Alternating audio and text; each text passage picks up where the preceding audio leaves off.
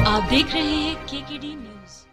नमस्कार, KKD news में आपका स्वागत है। मैं हूं आपके साथ नम्रता शर्मा। ये नजर डालते हैं खबरों पर। बैठक के बाद एमपी कांग्रेस अध्यक्ष जीतू पटवारी बोले, जिस तरह राष्ट्रीय स्तर पर इंडिया गठबंधन बना, आम जन के अधिकारों की रक्षा करने के लिए गठबंधन बना। भाजपा और नरेंद्र मोदी ने अच्छे दिन के लिए बात किया, लेकिन वह अच्छे दिन थे क्या? सभी के नजरिए से अच्छे दिन अलग अलग है। चलते चुनाव के बीच में आर्थिक प्रतिबंध लगाना ये लोकतंत्र के लिए घातक है। आगामी लोकसभा चुनाव के लिए आगे के कारण प्रणाली और अलग अलग पहलू पर की गई चर्चा। खजुराहो में मीरा यादव के नामांकन को निरस्त होने पर बोला अमर्यादित।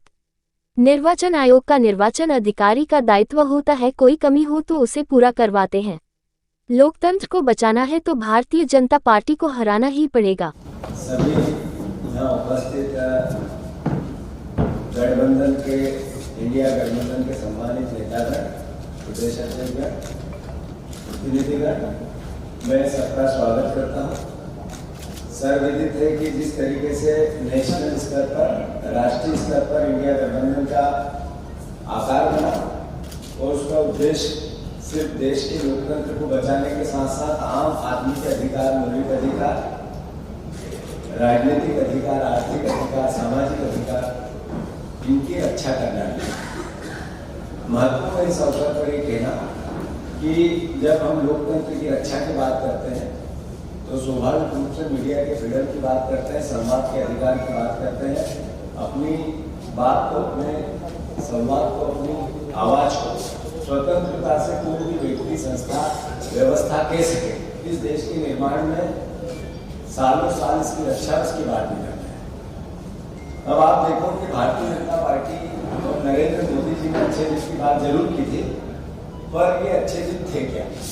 करप्शन जो आंखों से देखा गया, एक वो जो भारतीय जनता पार्टी में और करप्ट है, उनको अलग नजरिए से इस देश में आजकल देखा जाता है, और एक वो जो विपक्ष में जिन पे आरोप प्रत्यारोप और किसी तरह के आर्थिक अनियमितताओं के आरोप लगते हैं, उनको अलग नजरिए से देखा जाता है।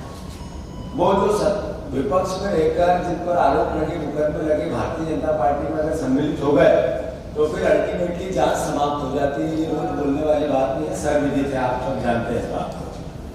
नेचुरल, स्वाभाविक है। पूर्व में कहा गया है कि अरविंद केजरीवाल या झारखंड के हमारे सोरेन जी जो मुख्यमंत्री हैं, मुख्यमंत्री रहते हुए जिस तरीके का व्यवहार किया, ये लोकतंत्र की रक्षा और लोकतंत्र की सुरक्षा इस तरह का विचार कर ही नहीं सकता। ये डिक्टेटरशिप की ओर आपको अग्रसर कर सकता है, देश को अग्रसर कर सकता है। इसके साथ ही जिस तरीके से चलते चुनाव में पॉलिटिकल दलों के आर्थिक व्यवस्था पर प्रतिबंध लगाना सरकार द्वारा, या उनको सीज करना, या अलग अलग तरह की क्रिया प्रतिक्रिया करना, व्यवस्था बनाना, ये भी लोकतंत्र के लिए घातक तो है ही, पर ये तानाशाही की ओर इंगित करता है देश के राजनीतिक माहौल को। मैं फिर से जो राष्ट्रीय स्तर पर संयुक्त रूप से प्रयास होकर जो बयान जारी किए गए, उसी रूप में हमारी पूरी आज की भावना की, कार्यशैली की, आगे की कार्य व्यवस्था की और आने वाली दिनों में हमारी कार्य प्रणाली की, वो सब हमने आज चर्चाएं की है सारे राजनीतिक दलों में, मध्य प्रदेश के संदर्भ में। और मैं मानता हूँ कि एकजुटता से हम इंडिया गठबंधन के सारे प्रत्याशियों को जिताएंगे। जो कल घटित हुई घटना खजुराहो में, ये एक मैसेज है कि इस देश में मर्यादा क्या होती है, राजनीतिक मर्यादा क्या होती है। अब इसकी बात करना भी उचित नहीं बचा इसका। एक यादव मुख्यमंत्री ने, यादव महिला समाजवादी पार्टी के प्रत्याशी का अपने कलेक्टर को कहके षड्यंत्र तरीके से निरस्त करा दिया।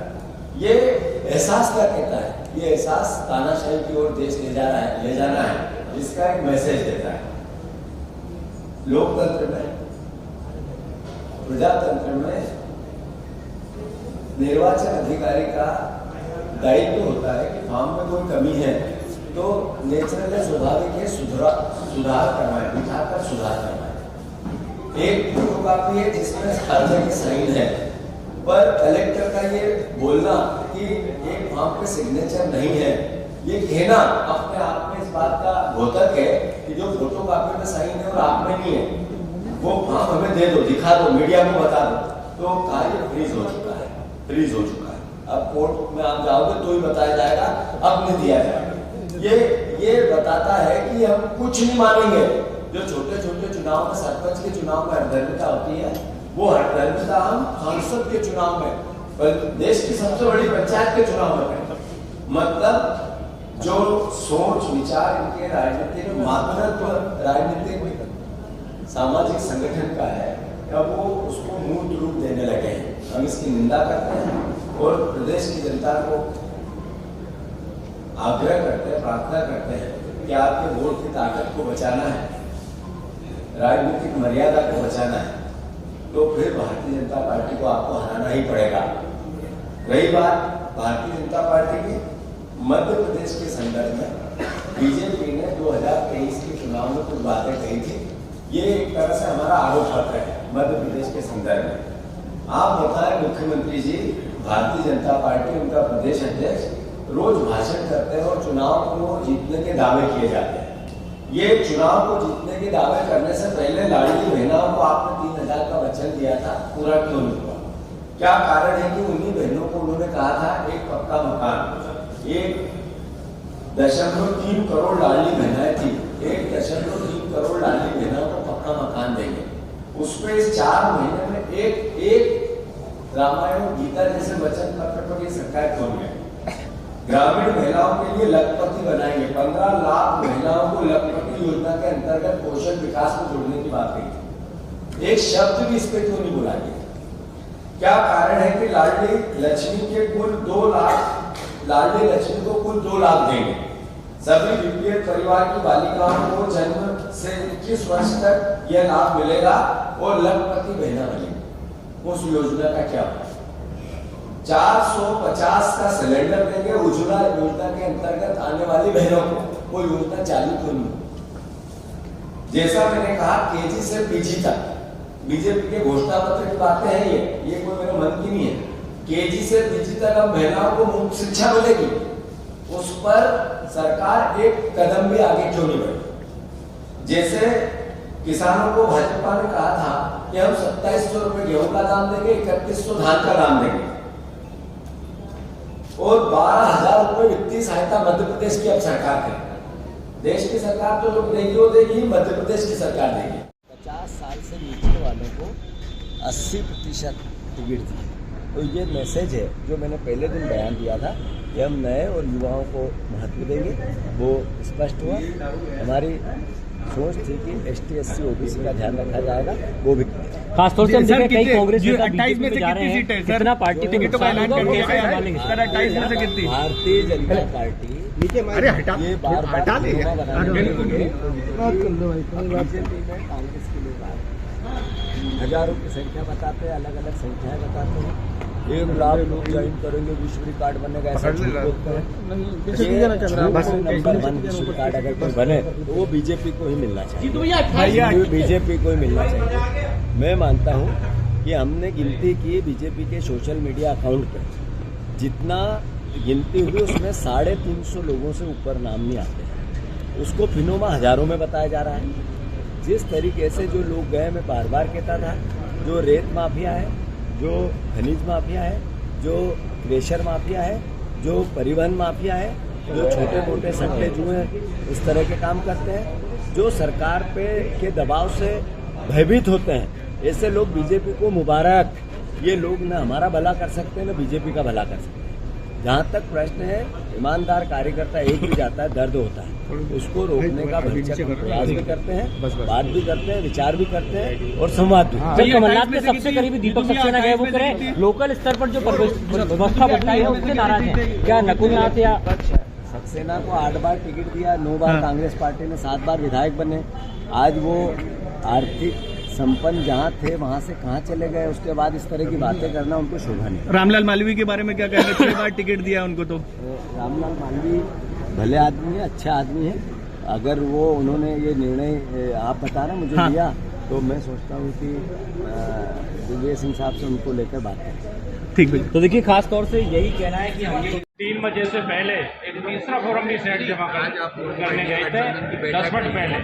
हम रिकॉर्ड को आप चेक कराइए। हाँ बिल्कुल, अगर इंडिया गठबंधन की बैठक हुई है आज, एक प्रकार से ये लोकतंत्र की हत्या हो रही है, संविधान को बचाने के लिए हो रही है। आप सब समझ रहे हैं, देख रहे हैं कि दिल्ली में क्या हो रहा है, क्योंकि आप पार्टी जो हमारे नेता अरविंद केजरीवाल जी वो सिर्फ काम की राजनीति करते हैं। अगर मोदी जी को अगर डर लग रहा है तो हमारे नेता अरविंद केजरीवाल जी से डर लग रहा है। आचार संहिता होने के बावजूद भी उनको ईडी सीबीआई का सहारा लेकर जेल में डाला जा रहा है और आज तक कोई झूठे आरोप में कोई भी आज तक कोई आरोप सिद्ध नहीं हो पाया है।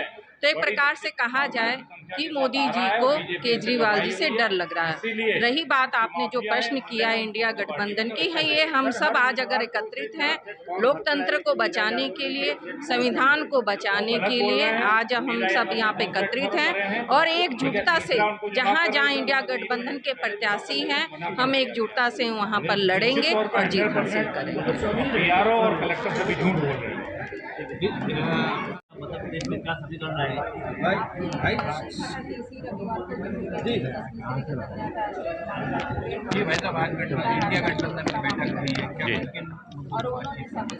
इंडिया गठबंधन पूरे देश में भारतीय जनता पार्टी को हटाना चाहता है और मध्य प्रदेश में इंडिया गठबंधन निश्चित तौर पर बड़ी सीटों लेके आ रहा है। इसलिए भारतीय जनता पार्टी घबराई हुई है और जो हमारी पार्टी समाजवादी पार्टी के प्रत्याशी जो मीरा यादव जी, जिनका नामांकन एक साजिश बस कलेक्टर ने बीजेपी के एजेंट बनकर जो निरस्त किया है, इससे आप सोच लीजिए कितनी घबराई हुई है भारतीय जनता पार्टी। भारतीय जनता पार्टी कहती है महिलाओं का सम्मान करेंगे।